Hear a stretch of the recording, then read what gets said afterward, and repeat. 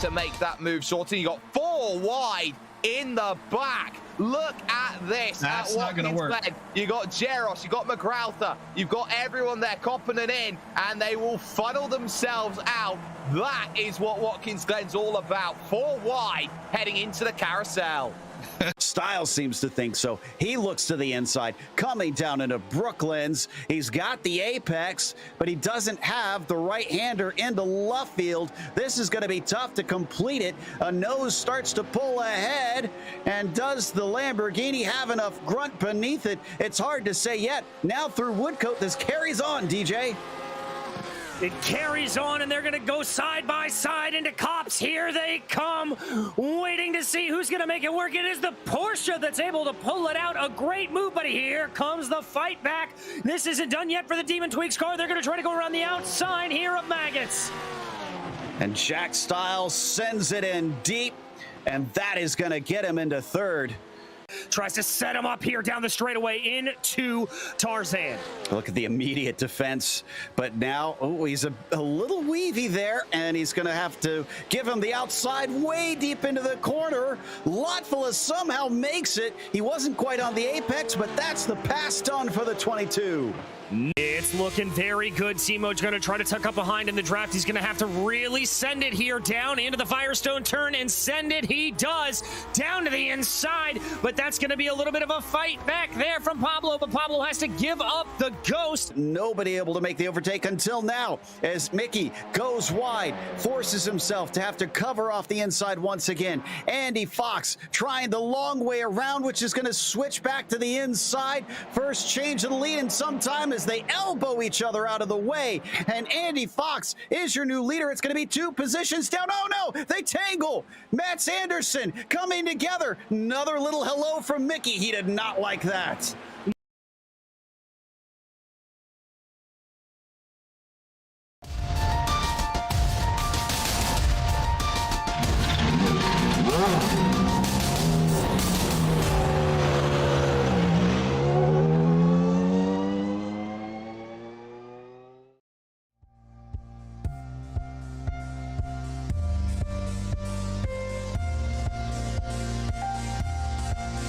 While North America saw NASCAR and IndyCar garner international fame, and Europe has had F1 as its flagship series, Australia was often left out of the motorsports limelight. But internally, the scene in the land down under became dominated by touring cars. And not just any kind of touring car. In typical fashion, Aussies made sure they were snarling, heavy beasts that took immense skill to tame. Today, we'll witness the rest of the world be introduced to this quickly growing phenomenon as we get ready to watch the Majors land down 240. And you'll see it all live here on the Global Sim Racing channel. Hi, I'm Joe Peak, and joining me in the booth tonight is Adam Lindgren and DJ Clark. Behind the scenes is our director Ryan Bauer, and he's using cameras provided by Dougie Beard. While there are more modern Australian supercars on the service, the Majors have elected to use both the older 2014 versions and an older circuit that doesn't even exist anymore. Let's head to our track guide to find out a bit more about the now defunct Oran Park.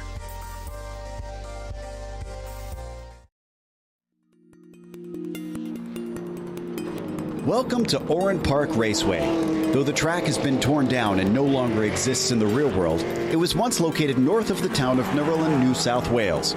Thankfully, with iRacing's laser scan, it's saved for sim racing perpetuity, complete with a number of incredibly unique features. The most visibly notable of these is the fact that it was one of the few figure-8 road courses in the world. In fact, 5 of the 6 available layouts feature this crossover bridge, but most of them are decidedly short, with the longest one being a mere 1.6 miles, and the smallest barely over half a mile. You would think that this would relegate the track to simply club racing with smaller, lesser-powered vehicles. But the V8 supercars and open-wheelers with considerable grunt both competed at this place regularly. It must have been like wrangling a bull in a china shop, considering the drastic elevation changes and the wickedly technical layout. Turns 1 and 2 make for a fearsome combination in which drivers are forced to brake and turn from incredibly high speeds into a tight left-hander. And the final chicane features a completely blind rise in the middle of it, making car placement almost a guessing game. The last corner also places a concrete wall all around the outside, giving it a street circuit-like feeling. The number of turns packed into such a small space space makes passing difficult for just about any level of vehicle. However, mistakes can be easy to make, and most drivers will be ready to pounce should any opportunity present itself. It may have gone the way of the dodo, but rather than entering some sort of racing afterlife, fans and drivers alike can continue to enjoy this beautiful Australian track here in the virtual world.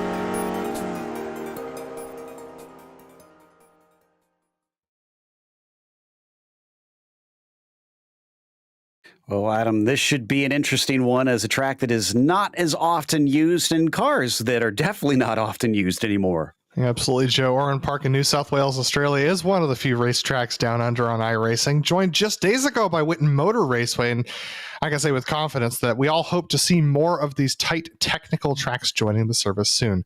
One of the surprising amount of circuits that feature bridges, this 1.62 mile or 2.62 kilometer 12 turn circuit is surprisingly challenging for its short length.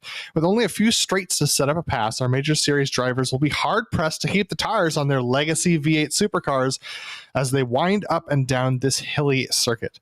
Starting from a standing start with cold tires and brakes is going to be a challenge. These drivers will have to be very careful diving down into Coca-Cola for the first time of asking, as we've seen almost every race this weekend start with a good portion of the field outbraking themselves.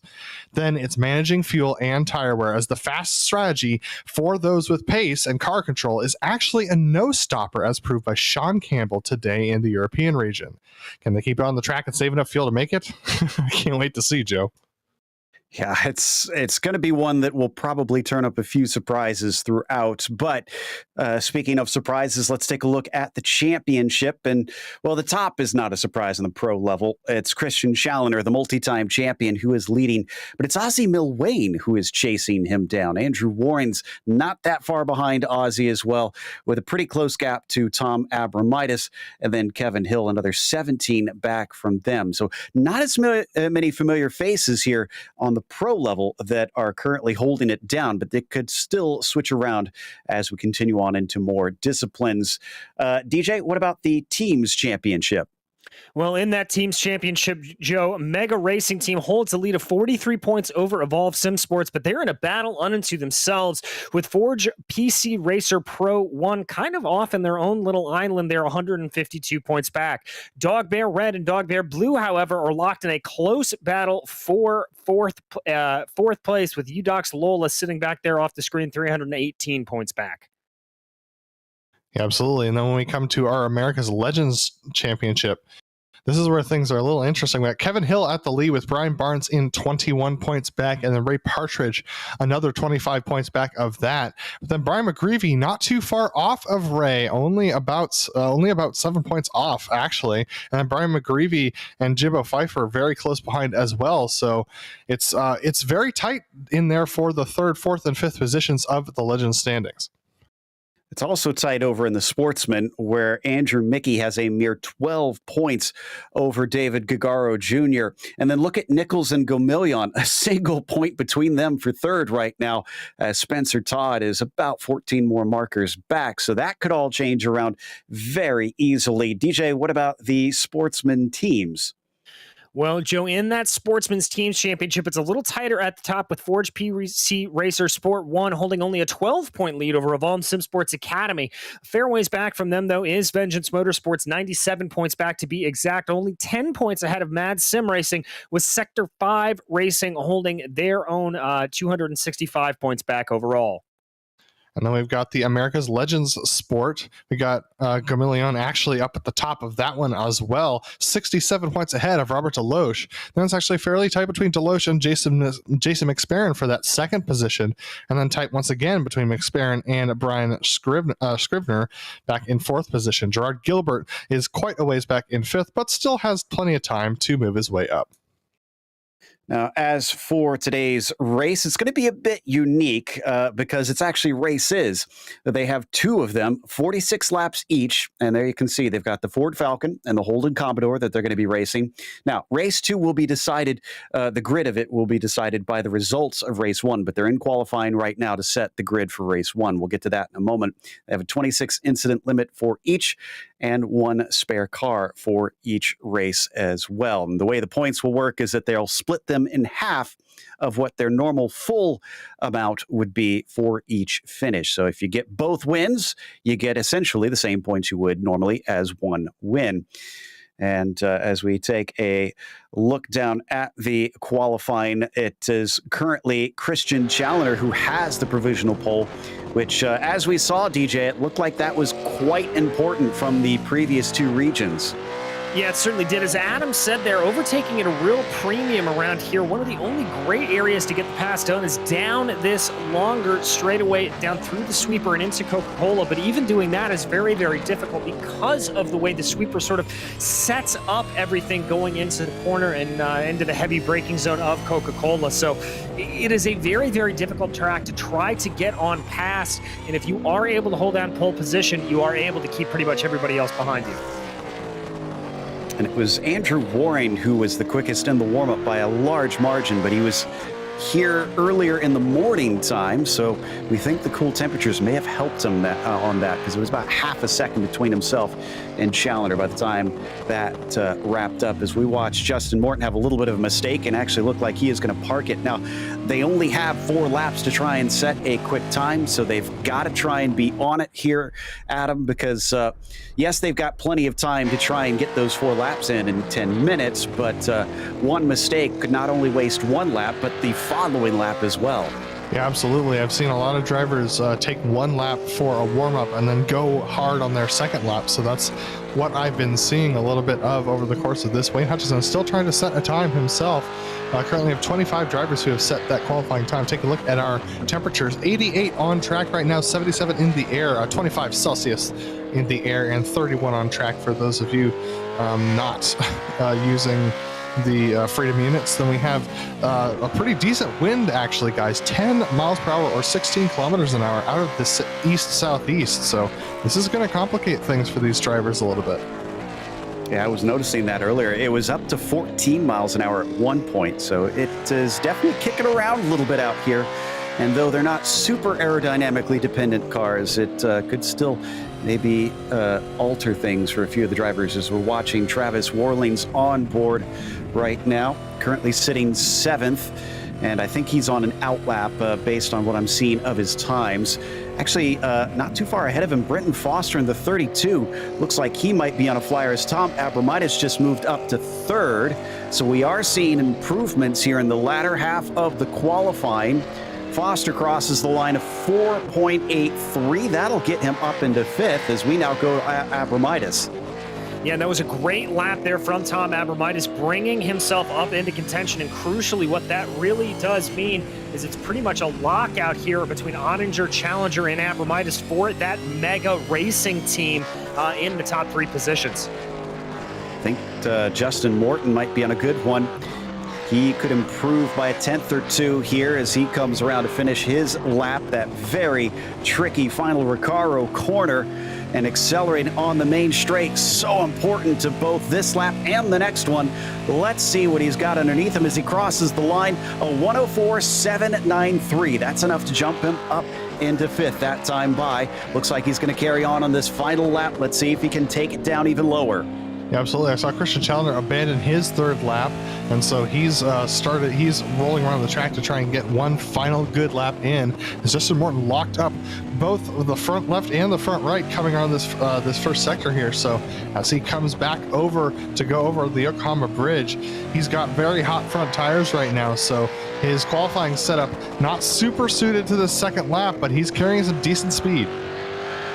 And that mega racing team is showing well today. Ottinger up there, Challenger, Abramitis, all looking very quick. Ottinger is actually just coming out to try and improve he's only 200ths off right now of the pole time. This is Morton on that final flyer. It's looking close on whether or not he's going to improve as he takes it off the last turn. Look at the car squirm under the power right up against the wall. And as he crosses, he does not improve, unfortunately. Yeah, the car just looked like it was getting away from him just a hair there, Joe. Brian McGreevy looks like he's calling it quits. Here's Carter Kundinger currently down the list. Now Ozzie Milwane as he comes out of the final corner with Andrew Waring setting the fastest lap here with a 104.374. 1,000th faster than Christian Challoner, who's on that final flyer. There's Ozzie Milwane. He was able to improve, so he's up into 10th. Can Challoner take this pole back? Will that be important? Oh, he's wide through the final corner. Oh, he parks it. So he's not going to have the pole position. It might come down to who gets the better start off the line then into the first corner. Watching Ottinger cross, that lap didn't count for him. He's got one last shot at it, and he is a quarter of a tenth rather, off of Andrew Waring. So he's still within range of being able to take this pole as Dowd comes down and through, but he is not able to improve, and that was his last lap, so he's going to park it now. About a minute and some change left. There's just enough time for one more lap. Just enough time for one more. Nick Ottinger hoping to be able to improve here for his Mega Racing team, currently down in third, courtesy of that absolute blinding lap from Andrew Waring, bringing it down now here into that quick braking zone. You can see, Joe, these cars may be big, they may be heavy, but you can really use the brakes and get them slowed